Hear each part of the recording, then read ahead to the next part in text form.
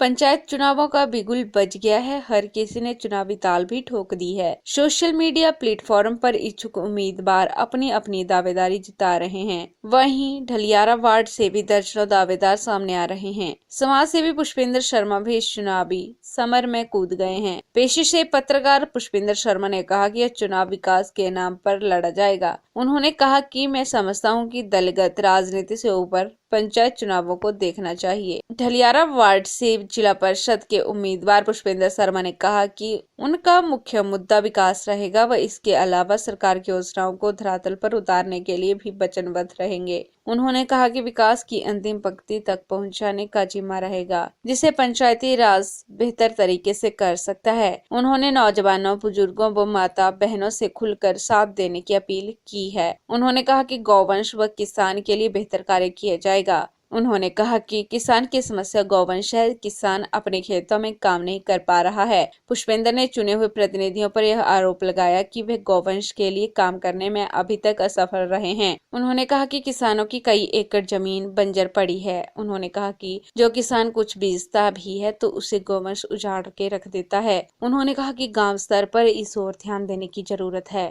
पुष्पेंद्र ने कहा कि इन चुनावों को दलगत राजनीति से ऊपर उठकर देखना चाहिए। जनता बेहतर काम करने वाले को ही चुने। उन्होंने जनता से इन चुनावों में सहयोग करने व वोट करने की अपील की है। शर्मा ढलियारा वार्ड से जिला परिषद का उम्मीदवार जनता के सामने प्रस्तुत हूँ।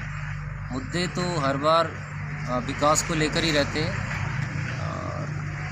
विकास के अलावा मेरा मानना है कि जो सरकार की योजनाएं रहती हैं वो ज़मीन पर, धरातल पर कितनी उतर पाती हैं, उनके ऊपर जो है वो खासा हमारा जोर रहेगा अगर हम चुनकर जो है वो जनता के सामने आते हैं।